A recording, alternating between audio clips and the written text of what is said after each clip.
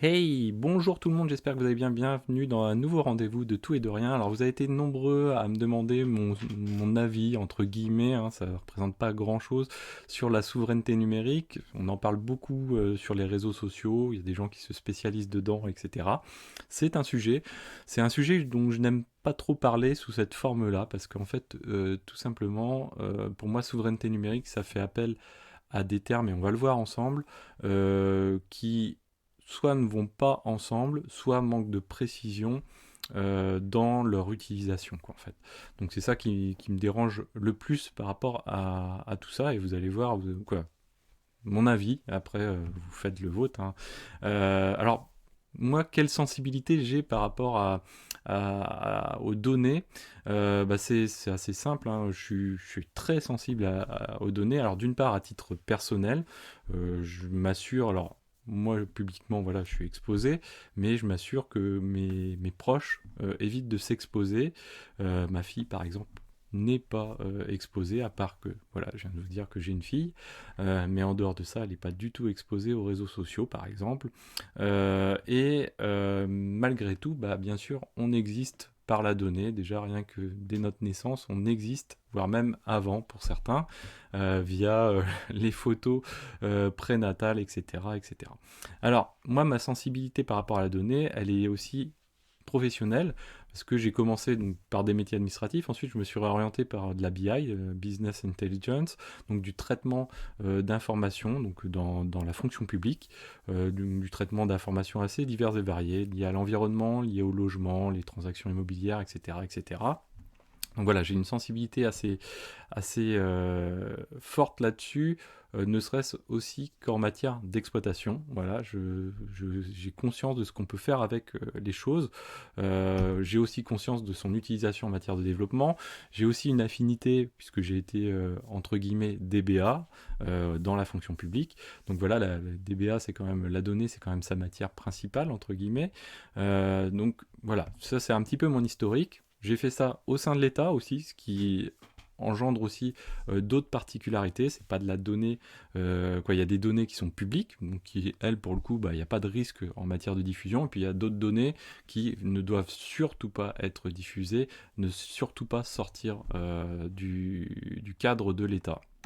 Donc ça c'est quelque chose d'important et on va en reparler juste après. Alors la donnée personnelle, pour moi voilà, qu'est-ce que ça représente? Pour moi c'est quelque chose d'hyper sensible, de sensible. C'est ta vie, c'est notre vie. C'est pas uniquement. Auparavant, la donnée, c'était simplement l'âge, l'adresse, le téléphone, ce que les gens pouvaient stocker de vous dans des fichiers Excel pas trop étendus, etc., etc. Maintenant, c'est beaucoup plus que ça. Maintenant, c'est comment tu vis. Donc, ta trace au niveau du web, par exemple, mais ta trace aussi dans la vie de tous les jours, puisque plus ça va aller, on va en reparler, hein, mais plus on va laisser des traces dans la vie de tous les jours qui seront stockées sous forme de données diverses et variées, ça c'est clair. Ça va permettre aussi maintenant de plus en plus de prédire de comment tu vis, mais quoi, savoir comment tu vis, mais prédire aussi comment tu vas vivre et orienter, voire même ta vie. Et ça, c'est là où les choses commencent à tourner dans le côté obscur, on va dire, entre guillemets, des choses. Donc c'est les risques, quoi, peuvent être multiples derrière. Donc orienter ta vie, orienter, voilà, créer des guerres, etc.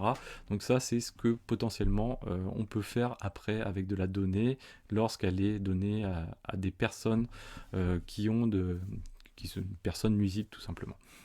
Alors ça peut être nuisible, il faut remonter, mais là, quelques années en avant, hein, une dizaine d'années en avant, l'Estonie, qui est à la pointe en matière du traitement de la donnée, ou en tout cas d'automatisation, d'informatisation au niveau de l'État, donc c'est l'Estonie, quoi, il me semble, si je ne me trompe pas, l'Estonie, qui d'ailleurs a connu un blackout, je crois que de plusieurs jours, concernant bah justement le fait d'avoir une société trop informatisée jusqu'au pouvoir de l'État de manière très très assidue, hein. Je crois que le Conseil des ministres avait été même bloqué tellement le blackout avait été important, lié à des attaques, hein, tout simplement. Alors, malheureusement, malgré tout ce qu'on vient de dire, bah, les gens ignorent le potentiel de leurs données personnelles, parce que voilà, c'est pas non plus leur métier, parce que c'est pas non plus leur problématique actuelle, ça les touche pas non plus directement, c'est pas ce qui va les empêcher de vivre non plus. Potentiellement, oui, si c'est tourné voilà, à des fins d'attaque, de guerre, des choses vraiment très poussées, mais ils ne se sentent pas directement concernés. On le voit tous les jours à travers les réseaux sociaux. Les réseaux sociaux, alors il y avait Instagram, Facebook, maintenant il y a TikTok, etc. Ça part complètement en vrille, on va dire, sans vrai contrôle. Alors voilà, la question c'est est-ce que c'est de l'ignorance ou est-ce que les gens ne veulent rien faire? Pour qui, pourquoi? C'est compliqué, je pense qu'il faudrait d'ailleurs faire des études sur ces éléments-là pour voir comment réussir à toucher un peu plus les gens par rapport à ça. Euh, Avant, donc les données les plus sensibles, c'était les données de l'État dans un premier temps, hein, donc les données fiscales, les données liées aux données de santé, on va en reparler, liées aux données sociales, etc. Donc les HLM, etc., hein, les niveaux de ressources, toutes ces choses-là. Petit à petit, on a évolué avec le web, donc les traces web sont devenues des enjeux majeurs. Et puis maintenant, petit à petit, avec l'arrivée de la 5G, du edge computing, etc., on va avoir de plus en plus encore d'autres éléments plutôt que les traces web. Ça va être la vie de tous les jours. Donc on a tous les objets connectés hein, qui existent déjà, mais il va y en avoir encore beaucoup, beaucoup plus que l'on en a à l'heure actuelle. Alors à cela, donc là on a posé un petit peu le décor de la problématique de la donnée. Souvent est couplé à la problématique de la souveraineté numérique l'histoire, un historique lié à l'hébergement de ces données. Donc ça c'est quelque chose qui est indissociable de la souveraineté numérique, hein, parce qu'à l'endroit où on va stocker la donnée, ça aura une incidence, bien sûr. Et qui la stocke, ça aura une incidence. Alors, pour l'histoire, si on remonte l'histoire, historiquement, en IT, on a besoin d'hébergement. Donc, cette donnée, elle doit être hébergée, stockée quelque part. Auparavant, les volumes étaient petits, donc ça avait plein d'incidences. On ne pouvait pas stocker des choses facilement, ça avait un coût prohibitif. Et du coup, c'était relativement complexe d'avoir des gros volumes de données, de stocker de la donnée pour rien, c'était très coûteux, donc il fallait la stocker pour quelque chose. Maintenant, c'est plus du tout le cas, quoi. Toutes ces barrières ont été cassées grâce aux avancées technologiques, mais malheureusement également. Et du coup, donc on avait des hébergeurs un petit peu historiques. En France, on avait Ecritel, OVH, OneLine, etc.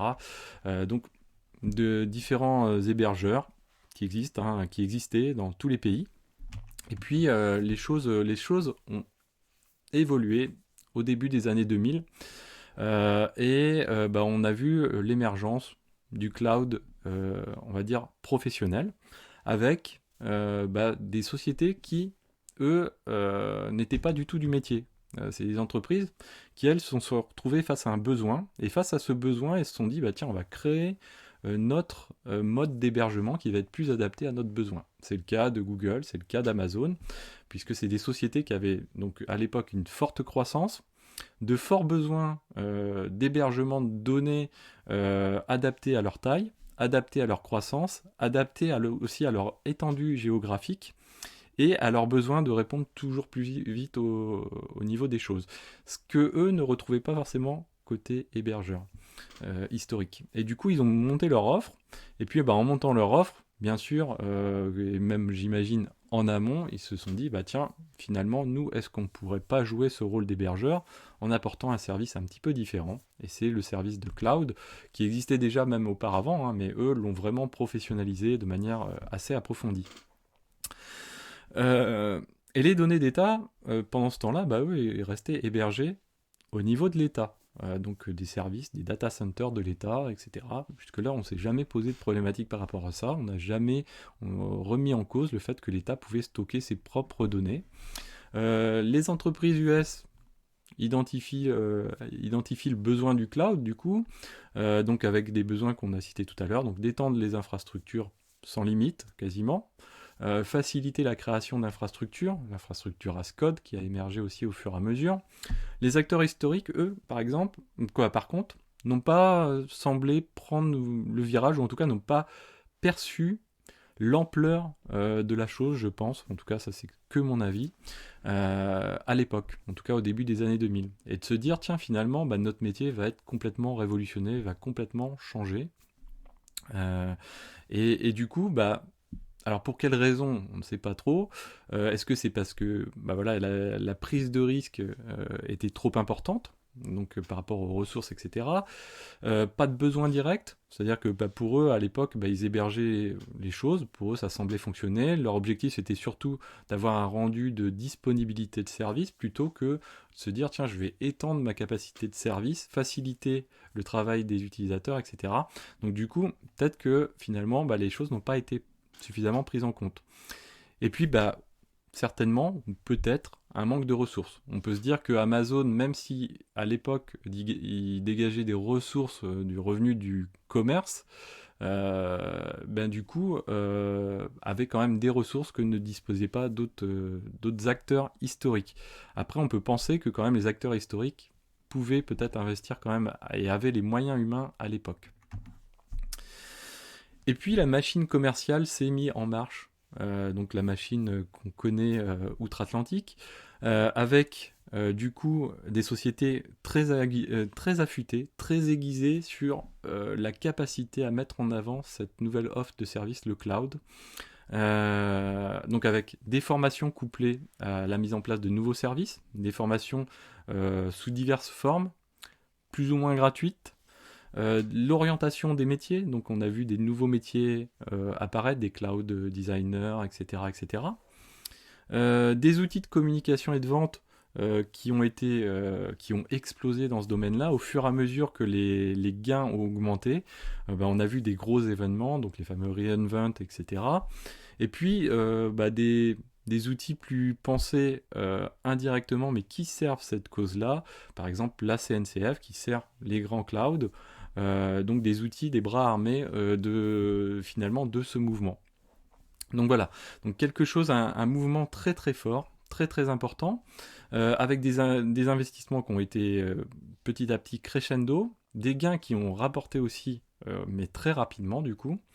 Et puis bah derrière, qui dit des gains aussi dit le fait, la capacité de ces sociétés-là du coup à pouvoir investir aussi dans des ressources, que ce soit à la fois techniques, à la fois euh, entre guillemets sociales, et puis des ressources surtout humaines. Donc la capacité de recruter les meilleurs, de payer les meilleurs aussi, etc. etc. Et puis bah, nos hébergeurs bah, ont continué à vivre jusqu'au moment où bah, finalement c'était flagrant que bah, le virage, il fallait malheureusement pour eux le prendre de force, alors que le service qu'ils rendaient était satisfaisant pour le client, mais en même temps, le cloud à côté construisait une nouvelle offre et le nouveau besoin, quoi. En fait, un petit peu comme on a pu le retrouver chez Apple ou d'autres. Bah, le mieux c'est de créer le besoin en même temps qu'on crée l'offre, comme ça voilà, on est sûr de détenir le business quelque part. Et c'est pas spécifique à la France, hein, ce comportement des hébergeurs, parce qu'en fait, les choses ont évolué malgré tout quand même très très vite. On parle là en petites dizaines d'années, hein, ce qui n'est pas énorme par rapport à tout ça. Et du coup, bah, il faut y aller pour eux, quoi. Et c'est compliqué. Il faut y aller pour prendre ce virage-là. Quand on a du retard, comme ils ont pu en accumuler, hein, c'est pas de leur faute. Hein. Là, j'accuse personne, c'est le contexte. Hein. Là, c'est vraiment bah, tout ce qu'on décrit là. C'est un contexte global qui fait que bah, on se retrouve petit à petit face à un mur. Et ça arrive dans d'autres domaines. Hein. Je rappelle que là, tout ce qu'on est en train de voir là, on parle du secteur tertiaire, quoi, d'une activité du secteur tertiaire, mais c'est déjà arrivé dans le secteur primaire, hein, l'agriculture, etc. Dans les secteurs secondaires, c'est déjà arrivé également, dans les secteurs industriels, etc. Donc du coup, c'est des choses qu'on a déjà vécues par le passé, dans différents domaines, qu'on est habitué entre guillemets à vivre. Et là, bah, ça s'est déroulé. Alors, je dirais que dans l'informatique, ça s'est déroulé à une échelle qui est quand même une échelle de temps qui est relativement petite finalement. Du coup, c'est d'autant plus brutal pour les acteurs historiques du secteur, quoi. Et du coup, comme on disait tout à l'heure, bah, il faut y aller, mais c'est assez difficile parce qu'on n'a pas forcément les mêmes ressources que l'acteur qui vient de se monter, qui a réussi à dégager des bénéfices, à créer son besoin, etc., arrive à dégager rapidement des gains, et puis bah, qui a les moyens pour avoir la technique, avoir les ressources financières qui vont avec, avoir les ressources humaines qui vont avec, donc c'est pas forcément évident. Ensuite, pour faire quoi ? Donc pour tenter de refaire la même chose que ce que font les autres à côté en essayant de combler le retard, ce qui est quand même quasiment, je vais pas dire impossible, mais très très très difficile, puisqu'en fait, voilà, comme on le dit, les moyens ne sont plus là, les moyens sont ailleurs, les ressources ne sont plus là non plus, etc. Donc c'est quand même très très difficile. Pousser d'autres solutions aussi, donc ça peut être un moyen, on l'a vu dans d'autres secteurs d'activité, par exemple dans l'agriculture, bah voilà, monter du bio, etc., pour contrecarrer la montée en force du Brésil, des États-Unis dans les grosses productions en volume, faire des choses un petit peu plus custom, ce qui n'est pas forcément aussi évident peut-être en informatique. Et puis, bah, ça continue, qu'on va dire, c'est mal parti parce qu'en fait, du coup, c'est un peu l'effet boule de neige. Il va y avoir l'arrivée de la 5G. L'arrivée de la 5G, ça pousse quoi? Ça pousse le edge computing. Le edge computing, c'est quoi? C'est stocker, quoi, récolter un maximum de data que vous allez avoir via l'IoT, tout ce qui est connecté, etc. Et puis, bah, du coup, il va falloir des relais intermédiaires. Et là, par exemple, des sociétés comme Amazon sortent déjà, ont déjà prévu les choses pour pouvoir apporter des boîtiers locaux, des choses comme ça. Donc voilà, quelque chose qui, c'est quand même compliqué à aborder toutes ces choses-là. Ensuite, donc par rapport à la souveraineté numérique, il y a aussi un autre aspect qu'il faut prendre en compte. C'est l'aspect un petit peu historique, alors lié aux États-Unis, mais il n'y a pas que les États-Unis, on pourrait parler de la Russie, etc. Donc c'est la volonté de collecte d'informations, et ça c'est historique, ça date pas de l'informatique spécifiquement, ça date plus de l'ère électronique qu'on va dire, et encore même avant. Avec des outils de collecte d'informations, on va dire de manière illégale, entre guillemets, tels que Echelon, Prism, je vous fais référence à Snowden, etc., hein, bien sûr. Les informations liées, d'une part, au niveau de la sécurité nationale, donc c'est souvent un prétexte qui est amené pour collecter de l'information plus ou moins fine sur les populations, mais pas que ça.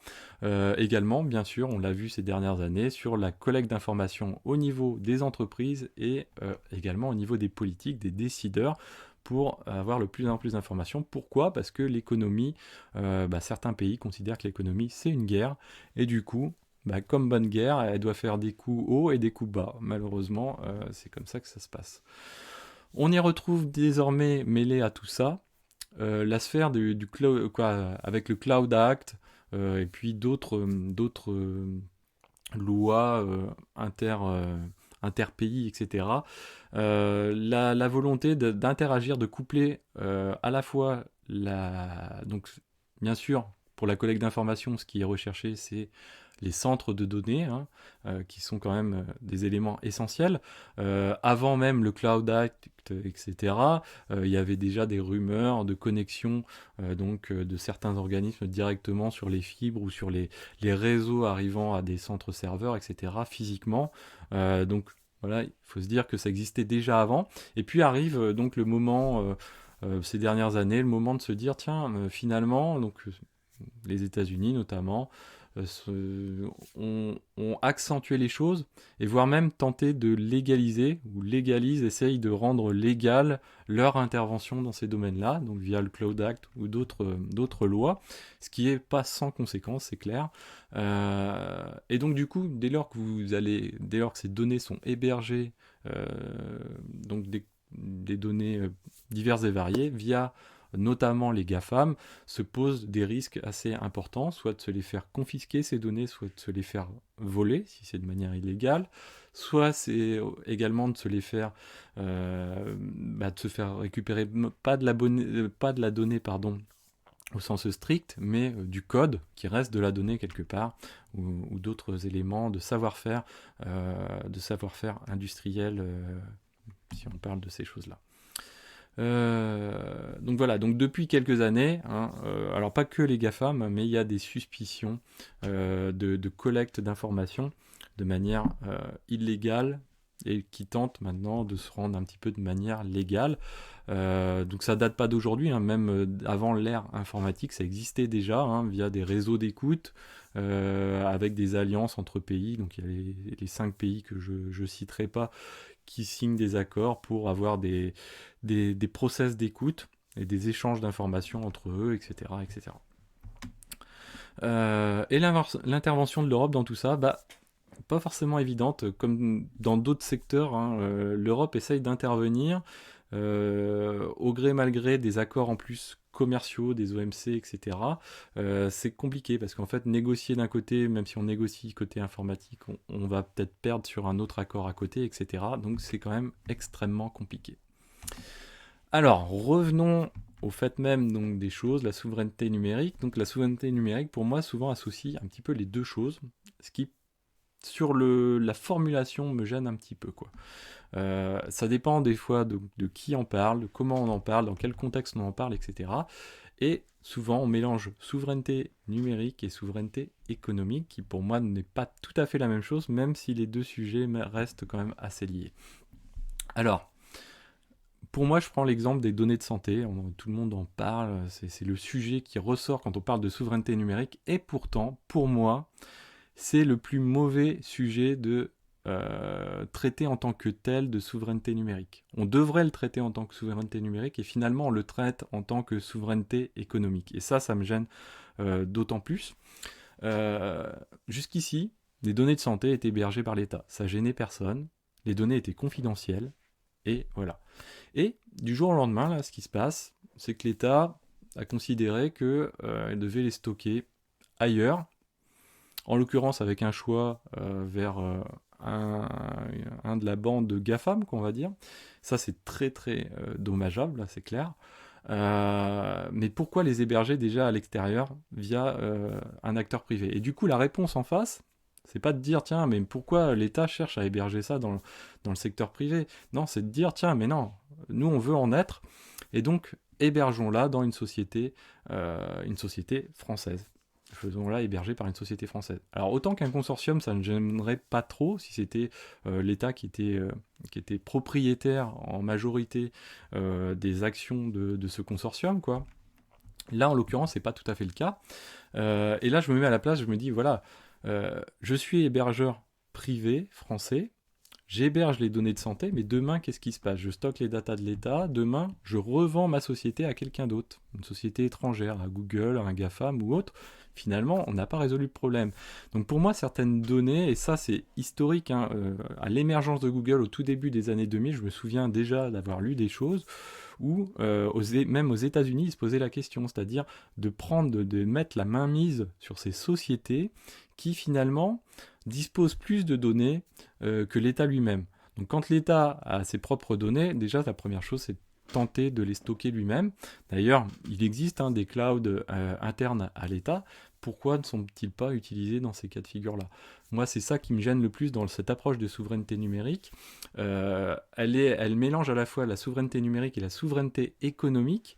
Or, si on veut, sur le cas des données de santé précisément, stocker cette donnée de manière souveraine, il faudrait la conserver au sein de l'État. Comme c'était le cas auparavant, ça gênait personne. Là, pour qui, pourquoi, du jour au lendemain. Alors, pour qui, pourquoi, le déclencheur, c'est quand même des dirigeants qui, au niveau de l'État, ont dû prendre acte des choses et se dire, tiens, on va partir dans le secteur privé. Pour moi, voilà, c'est ça qui est dommageable à ce sens-là. Je trouve ça vraiment très dommage. La question qui était posée donc, à l'époque, dans les années 2000, quand Google commençait à prendre de l'ampleur au tout début des années 2000, la question qui était posée aux États-Unis, c'est de se dire, mais est-ce que cet élément qui commence à phagocyter beaucoup de choses ne devrait pas être détenu plutôt par l'État? Est-ce qu'un acteur privé, ça ne pose pas de problème qu'il concentre autant de données sensibles au même endroit, sachant que Google, par exemple, à un moment donné, est détenu par les USA, mais demain, peut-être que il pourra être racheté par les Chinois, la Russie, etc., sans frontières. Une société privée est détenue globalement avec sa détention est quand même difficile à cerner dans le temps et à apporter des garanties dans le temps qu'elle va rester sous cette forme-ci. Et pourtant, voilà, c'est ce qui se passe à l'heure actuelle, c'est que le débat se tourne vers la souveraineté économique et moins vers la souveraineté numérique. Pour moi, le débat, il devrait être de dire déjà dans un premier temps, mais pourquoi ces données-là, on veut aller les stocker ailleurs? D'autant plus qu'il y a des gros efforts de fait par, et ça je le sais très bien, fait par des gens techniques au sein des ministères pour développer des clouds interministériels. Et ce qui se passe en fait, c'est qu'on a l'impression que du coup ça les décrédibilise, ces gens-là. C'est que ça donne l'image que de toute façon il faut partir dans le secteur privé parce que au sein de l'État, on n'est pas capable de faire. Ce qui est totalement faux, quoi. Et ça aura pour conséquence une chose, c'est que l'État, les gens qui travaillent pour techniquement mettre en place ces systèmes-là, n'arriveront pas à mettre en place les choses parce qu'on va petit à petit leur couper les ressources pour pouvoir injecter ces ressources-là vers le secteur privé. Et puis du coup, l'État n'aura jamais mis en place ce qu'il faut pour pouvoir héberger les choses et ne pourra jamais le faire. Et du coup, ça sera toujours porté vers le secteur privé, alors que certaines données, moi je vois mal mes données fiscales, par exemple, stockées vers, que ce soit à la fois vers des GAFAM, mais également vers des sociétés françaises privées pour stocker ces données-là. Ça me gênerait d'autant plus. Alors peut-être que c'est déjà le cas. Pour certaines données, c'est certain que c'est déjà le cas, j'imagine. Mais je sais que l'État a encore des ressources pour stocker les données et c'est dommage de pas laisser perdurer ces choses-là. Et on insiste dans ce domaine-là. Donc, bien sûr, il faut renforcer nos sociétés privées, mais est-ce que ça doit être fait de cette manière-là? Je ne pense pas. Il faut plutôt les favoriser, créer éventuellement des lois, créer du favoritisme par rapport à ces sociétés-là, les aider aussi dans leurs innovations pour essayer de rattraper un peu de retard, etc. Donc pour moi, voilà, c'est plutôt sur ces aspects-là que ça doit jouer. Ça sera de la souveraineté numérique dont on parlera, mais voilà. Donc mes données sensibles, pour résumer, moi je veux appliquer dessus effectivement de la souveraineté numérique, et pour moi, voilà, ça passe par un cloud d'État qui peut être avec la participation des acteurs privés, bien sûr, hein, donc à ce moment-là, mais détenu par l'État qui va être le plein propriétaire de tout ça. Et pourtant, par rapport à tout ça, hein, ce qui est triste, donc là on débat de choses un petit peu plus techniques, mais ce qui est triste par rapport à tout ça, c'est que la population se désintéresse totalement de ces données, ne se rend pas compte des choses. Les réseaux sociaux sont de plus en plus intrusifs, ils sont aussi de plus en plus dégradants, aussi par rapport à notre société, mais ça on n'en parlera pas.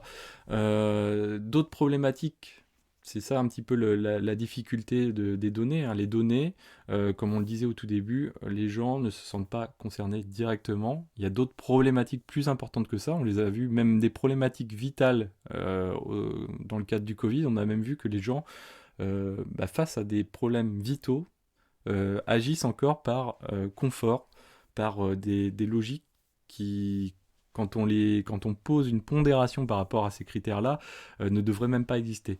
La donnée, par exemple, l'enjeu sur la donnée est nettement moins important que l'enjeu sur notre système de santé. Mais pourtant, voilà, on n'a pas un système de santé qui prospère, qu'on va dire, etc., etc. Donc il y a des enjeux importants. On ne peut pas laisser tomber non plus la data comme ça, parce que si on ne le fait pas, c'est sûr que de toute façon, ça fuitera. Et voilà un petit peu de ce que je pense de la souveraineté numérique.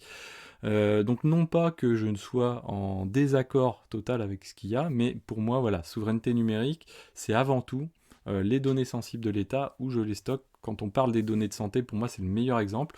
Il y a plein de gens qui s'initient dans le débat de la donnée santé en disant mais non, faut le ramener en France dans des sociétés du secteur privé. Pour moi, ce n'est pas ça. Pour moi, ça doit être resté au cœur de l'État et c'est ensuite l'État qui doit solliciter les acteurs du secteur privé pour monter ces choses-là comme il le faut, s'il n'a pas les moyens de le faire en interne. Mais voilà. Bon, voilà un petit peu ce que j'en pense. Dites-moi ce que vous en pensez en commentaire. Voilà, donc c'est mon simple avis. Ça n'engage que moi, aucune société, aucune autre personne. C'est juste mon simple avis qui donne pas de solution non plus miracle sur certains aspects, hein, mais sur d'autres aspects, voilà, pour moi, la donnée de santé, il est évident qu'elle doit être stockée par l'État au même titre que des données fiscales, etc. Voilà, donc j'espère que cette vidéo vous a plu. N'hésitez pas à commenter pour m'en dire un petit peu plus sur vos avis là-dessus. Et je vous dis à très bientôt sur Xavki.